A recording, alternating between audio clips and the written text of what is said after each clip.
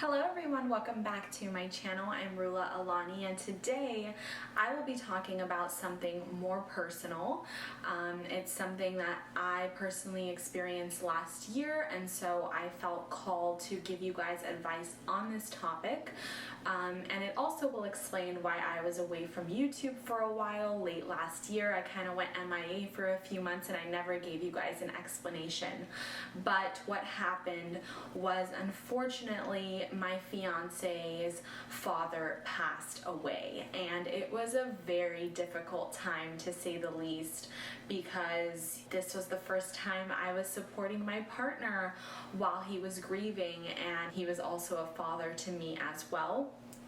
And so it was just something that not much can prepare you for. I don't think that there is a book or a class or anything that can truly prepare you for grieving a loved one. It's something that you really just have to experience firsthand to understand just how difficult and draining and emotional it can truly be. But I do have some tips to help you guys support your partner when they're grieving, and these are the things that I really stuck by and really tried my best to follow when I was there with my fiance, supporting him through his grief, and I hope that it offers you guys a little bit of guidance as well.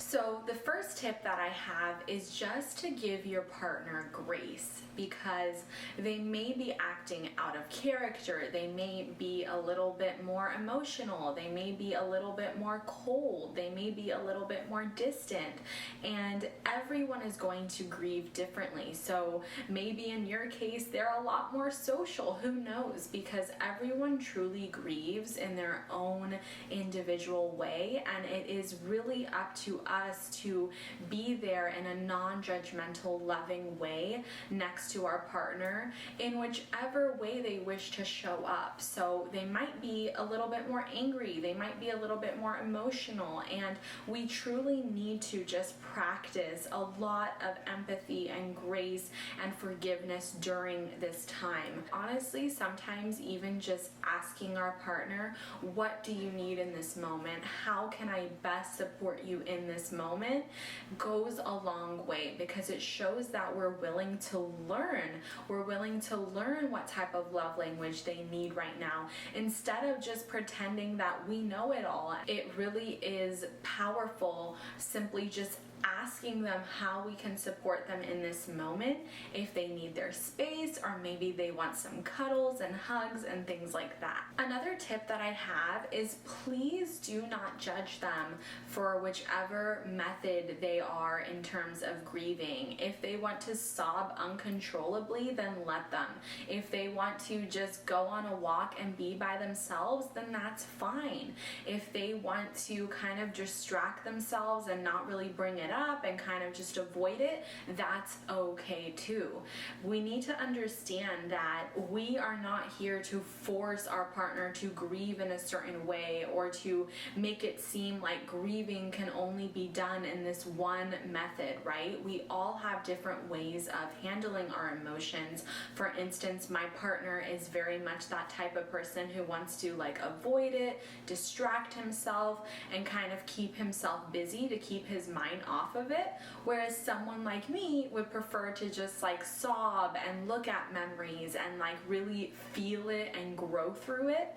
But as you can see, it doesn't mean that one method is better than the other, or it doesn't mean that one way will help you grieve more quickly than another way. As we know, grieving is a lifelong process, and it's always going to kind of come in waves, and it is completely natural for us to experience times when we want to avoid it, when we want to distract ourselves, and other times when we really just want to cry it out. So please do not judge your partner for whichever style of grieving that they choose to display. Another tip that I have is just to hold space for them. And I mean really be intentional with your calendar during this time. I am an extremely busy person, you guys know. I have my YouTube, I have my business, I have my investments, and it's easy for me to just say, hey, I have too much on my plate right now, I can't really be there for you, but that is completely unacceptable.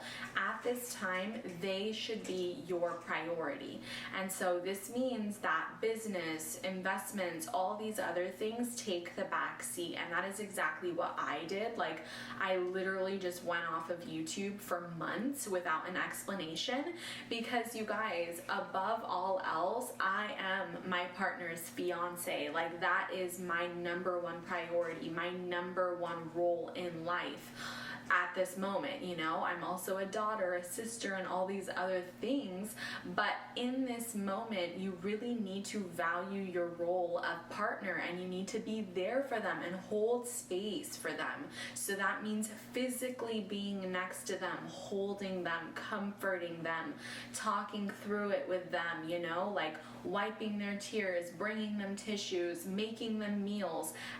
Usually when people are grieving, they don't really eat a lot, they don't really have an appetite, but I was still cooking, like even if it was a smoothie or soup or like anything that I could do to just make his life easier was just an honor for me to be able to do those things for him. So just hold space for them, cook their favorite meals, bring them a snack without them asking, make them a cup of tea or a cup of coffee, just be next to them, hold on to them, like show them a lot more love and admiration than usual, because in this time they are the priority. The spotlight should be on them. All of the things going on in your life or your business and your stress can literally just take a pause and take a breather for a moment, because as we know, life moves on, work goes on, but in this moment we need to feel the grief and we need to be there for them. Try to be emotionally strong for them. I know I am a very emotional person,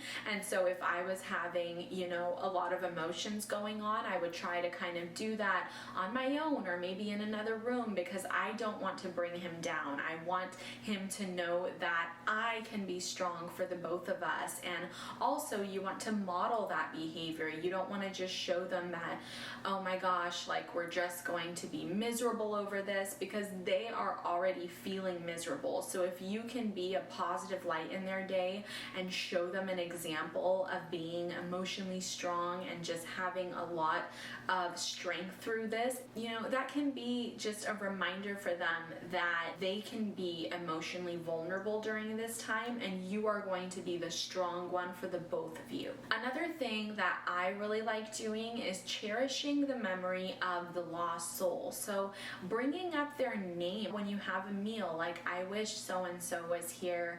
I remember when so-and-so did this. It was beautiful when so-and-so said this to me. I know that it's easy to kind of just want to avoid all conversation or talk of the individual, and that's completely fine. My partner was more the type of person who kind of doesn't want to bring it up, but at least he knows that I'm remembering his father and I'm thinking of his father. So I would bring him up. That can seem just like really difficult and heart-wrenching in the moment, but it shows that you're still thinking about them and honoring them even if their soul has moved on to the afterlife. You can also remind your partner of their courage and of all the other things that they've gone through and grown through, and just how strong that they've been in the past. They'll be able to get through this. This will only make them stronger and better. All of these things can help them remember that they are courageous, they are brave, they have everything that they need within them. Another thing that you need to remember is during this time, you really want to value emotional intimacy, and you want to even prioritize emotional intimacy over physical intimacy. You need to realize that they are going through a lot, and in order to be physically intimate, you kind of need to be like relaxed and having nothing on your mind and nothing kind of clouding your thoughts.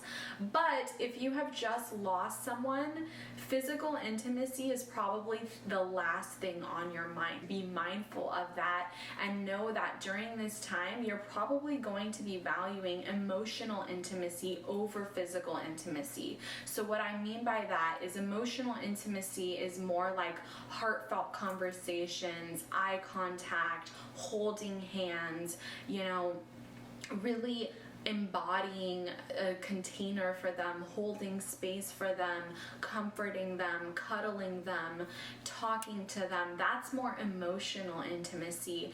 And then physical intimacy, as we know, is like being physically intimate. And this is probably not going to be a priority of someone who's grieving. So you want to be empathetic of that and understanding of that, and know that this is not really the time for physical intimacy, because first you need to heal emotionally before you're truly ready to move on physically. It is okay to ask them how they would like to be comforted in this moment.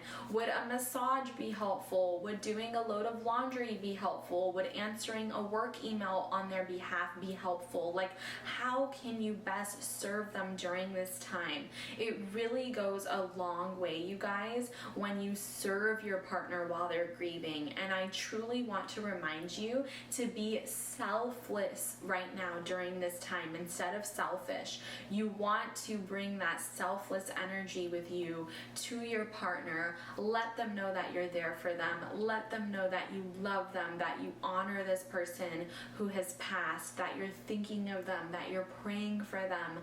Let them know that you are there for them, that everything else is a second and third priority, that they are your number one. And I promise you, this experience will only make you guys closer and stronger as a team. I know that after all of this happened, my partner literally sat me down and told me, like, he just values me and loves me in an entirely new way that he thought wasn't even possible, because he saw that I was just ready to drop everything for him and truly be there for him to help him heal and to go through this. And it just gives you a completely new respect for your partner, and it will make you grow so much more deeply in love. So I hope that this video was helpful. Make sure to subscribe before you head out, and I will see you all very, very soon. Bye!